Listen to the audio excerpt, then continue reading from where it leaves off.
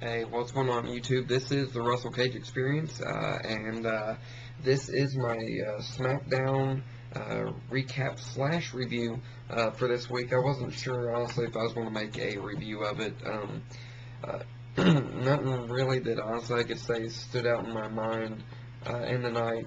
I will say this, Jeff Hardy, his promo tonight at the opening of the show, which was from Cincinnati, Ohio. They taped it in Cincinnati. Went out into the crowd. Not a good promo by Jeff, honestly.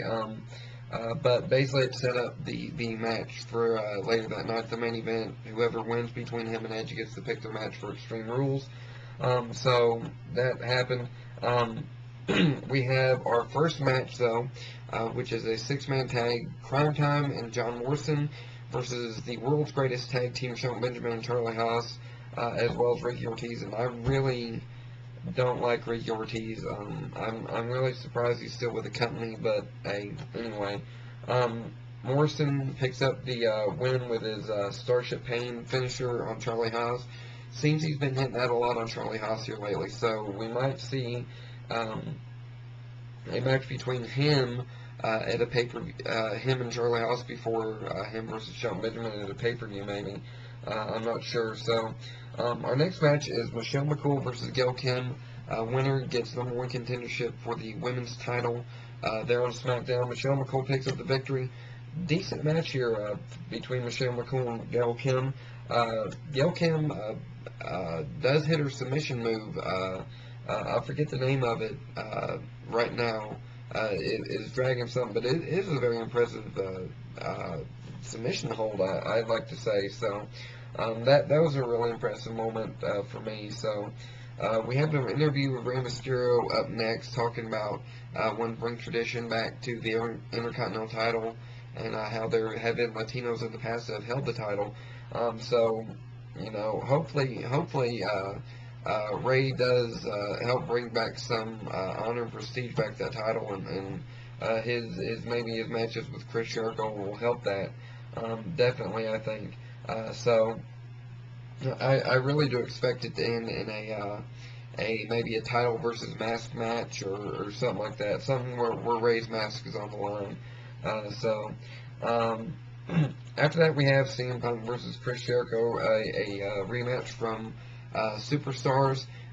It ends. CM Punk picks up the victory over Chris Jericho when Umaga comes on once again, and Umaga gets on the mic and speaks perfect English. So it's going to be interesting to see how they play that off, and maybe see if there's an interview with him to see where he learned English and whatnot. So pretty good match between Chris Jericho and CM Punk here, though, honestly. So our next match didn't really appeal to me. I really wasn't paying that much attention, though. Dolph Ziggler versus R-Truth. Dolph, of course, picks up the victory. Kali comes out, chases him. He goes up, running through the audience. Possibly a match between them at Extreme Rules pay-per-view. Very possible. We have a match announced here. I guess one of our first few matches for Extreme Rules. Chris Jericho versus Rey Mysterio in a no-holds-barred match for the Intercontinental title. Or at least I'm assuming it's for the Intercontinental title at Extreme Rules. So Jeff Hardy versus Edge is up next. Jeff Hardy picks up the victory, of course, setting up him versus Edge at Extreme Rules. Of course, they were going to fight anyway. It was just a matter of what stipulation it was going to be under. So Jeff Hardy picks up the victory, and it will be a ladder match now. I know a lot of people were expecting maybe a TLC match between these two, but I believe last year in John Cena versus Edge's match at the pay-per-view last year, I believe it was a TLC match. It was either last year or the year before that. I know going back through, you know, the pay-per-view history over the past few years, it's like, wow, that happened 2 or 3 years ago, or, you know, that happened 4 years ago. It didn't dawn on me when Cyber Sunday was here in Cincinnati. That was in 2006 or 2005 or 2006, so it's been a while, and I definitely wasn't expecting that. So overall, SmackDown wasn't, nothing that stood out quite a bit in my mind, honestly, with SmackDown this week. But we had some good matches. The CM Punk and Chris Jericho match, of course.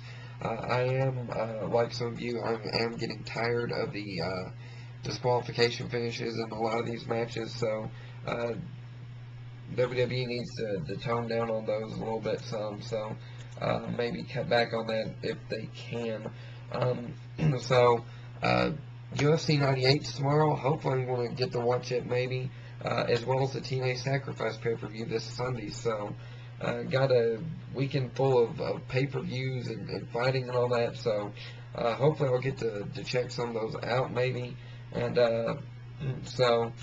like I said before, I am on Twitter. So, if y'all want to follow me on Twitter, I will post a link in the description here to my Twitter account. My Twitter page. That way you can follow me. Right now I'm watching the Cleveland Cavaliers Orlando Magic's game. And as you can tell, I'm a little hoarse. I've been having a lot of allergy trouble. And I've also been having back problems. I pulled a muscle or something. I jacked up my back and I had to go to the chiropractor. So I'm feeling pretty good right now, though. I did take a pain pill. So I'm feeling pretty good right now, honestly. So hope you guys post your thoughts on SmackDown. Definitely check out my TNA Impact review. djsleezyc has a video up about his review of the WWE Encyclopedia. EDC has a review up of the new MP3 player that he got, so check out those. And I'm not sure if spiderwebwwe has a new video up yet, but definitely check out the TNA Impact review. I've got links to their videos or their channels in that description also. So hopefully, you guys, definitely, if you like what you're watching, go ahead and subscribe. And always, thank you for watching. And if you have any questions, shoot them my way. I want to do another Q&A or thoughts video here soon. So once I get some questions, maybe I'll do another one maybe next week. So you guys take it easy. Have a great night, and peace out.